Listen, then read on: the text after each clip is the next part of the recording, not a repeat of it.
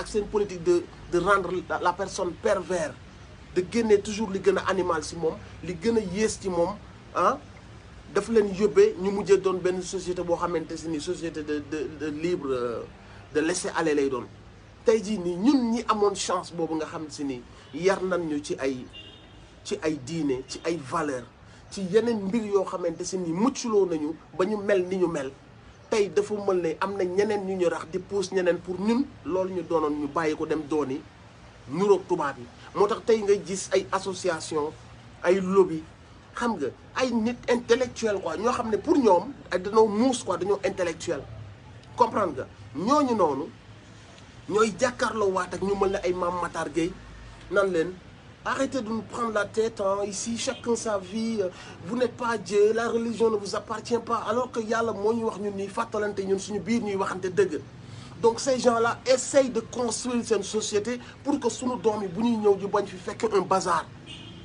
Et même ces gens-là ki nga xam ne dañuy sax sacrifier pratiquement seen vie pour mën a jouer ce rôle-là, ces gens-là sont copieusement insultés par cette même société bi leen waroon def ay héros. Ces gens étaient censés être ay héros maanaam dañ leen waroon bàkkoo dañ leen waroon magnifier que dans une société boo xam ni mag ñii ñi ngi daw si politique mag ñii ñi ngi daw si alal mag ñii ñi ngi daw si nu ñu def ba yàgg ci seen ay postes yi nax askan bi mu am ci d'autres yoo xamante si ni ñoom ils travaillent là où l'essentiel nekk mooy les valeurs nit ñooñu di liggéey si les valeurs xam nañ que ni on part dans un monde qui part complètement en sucette. Yow quand tu as la chance d'avoir des sentinelles des gens yu bokk ay aar sa diine yu bokk ay Jamra et autres mais qu'est-ce que tu veux de plus wala da nga bëgg xam yow am nga connaissance que dañ ñu rax am nga connaissance que y a des lobbies yoo xamante si ni ak ay organisations yuy financer ay ONG ay lobbies yoo xamante si ni lépp lu ñuy def pour nasaxal suñu société yàq suñuy cerveau pervertir ñu yóbbu ñu complètement à l'opposé de lu ñu war a doon ñoom ñoo nekk rax suñu biir. Donc yow nga nekk adulte nekk ne bëgg nga lu baax bëgg nga sa réew yi ngay gis ci dëkk yeneen dëkk yi bëggoo muy xew sa réew te pourtant da ngay fekk ay nit yoo xam si ni ñooy défendre loolu dem na xaaral man maa ngi dem en kamikaze maa ngi dem devant ci kanam maa ngi dem kooku il va être criblé de balles et il le fait pour sa patrie il le fait pour que ñun ñu mën a garder suñu valeurs yi suñu doom yi bu ñëwee fekk fi benn environnement bu meilleur. Donc cette personne-là qui va aller au devant, c'est cette personne-là qui va prendre des balles, c'est cette personne-là qui va prendre des insultes, c'est cette personne-là qui va prendre des menaces, c'est cette personne-là qui perd son énergie, xam nga doomam yi di souffrir, toute sa famille. Et toi, qu'est-ce que tu fais? da ngay seetaan da ngay bàyyi si biir da nga nañ ñu may suñu jàmm affaire u cinéma la cinéma nit ñi dañuy bëgg kan cinéma. Vous nous parlez de quel cinéma? Des mauvais acteurs, des gens, des scénarios à dormir debout, des prostituées qui cherchent à se faire un nom à travers l'écran, des personnes yoo xam ne leer nañ la yàq moo leen tax a jóg amul benn leçon bu ñuy jàllee parce que Satan il utilise toujours la ruse. danaan la non damay jàngale lan ngay jàngale yow li nga fi fekk ci lu baax li nga fi fekk ci ay mbir yow mënoon magnifier li nga fi fekk ci jigéen ñu baax comportement yu baax histoire yoo xamante si ni c'est des histoires de Aline Sitoé Diatta des femmes de Nder de Yacine Boubou de Mame Fawade Wele de Soxna Diarra des femmes braves yoo xamante si ni ñu ngi yor ay orphelinat di récupérer les orphelins li nga fi fekk ci ay modèles de femmes tu n'as yooyu yëpp nga romb leen nga bëgg a jël la femme sénégalaise nga ni je vais faire de la femme sénégalaise une pute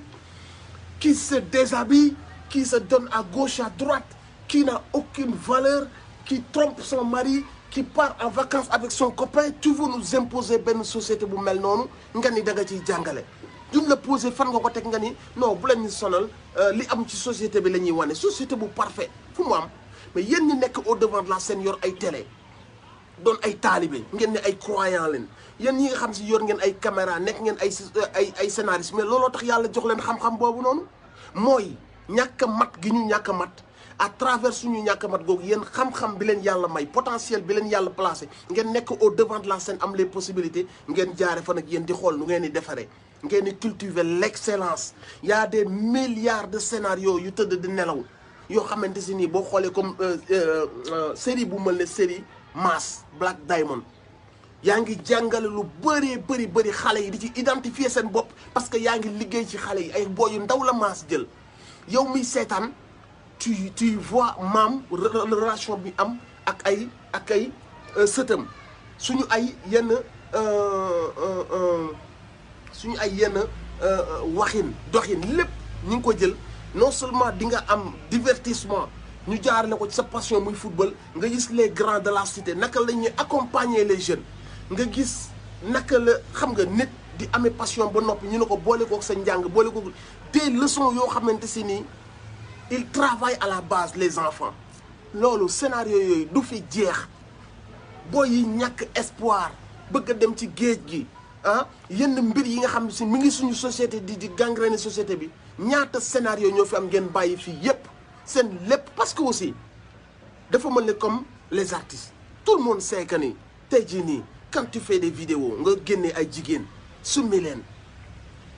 affaire bi xaw a sexuelle xaw a pornographique mais tu vas avoir des vues mais li tax nit ki du ko def mooy man jombale naa loolu sama bopp parce que su ma ko defee je vais pousser les jeunes à vouloir s'habiller de manière indécente. Je vais pousser les jeunes à vouloir fréquenter les piscines parties, di fa def du n'importe quoi. Drogue bi mi ngi ci jeunes yi, vous voyez ça. Boy yëpp ay volé la ñuy jël ecstasy, xamuñu sax lan la mais c'est à la mode. Donc yow li tax nit ki ne man je vais pas faire des vidéos comme ça au nom des nombres de vues, au nom de ce truc là, oui le gars il a des man je m'interdis ceci et cela parce que je veux pas participer à pervertir ma jeunesse. Donc man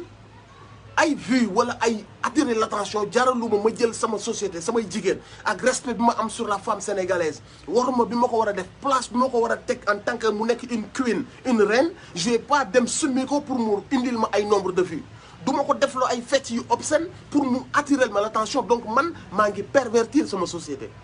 Donc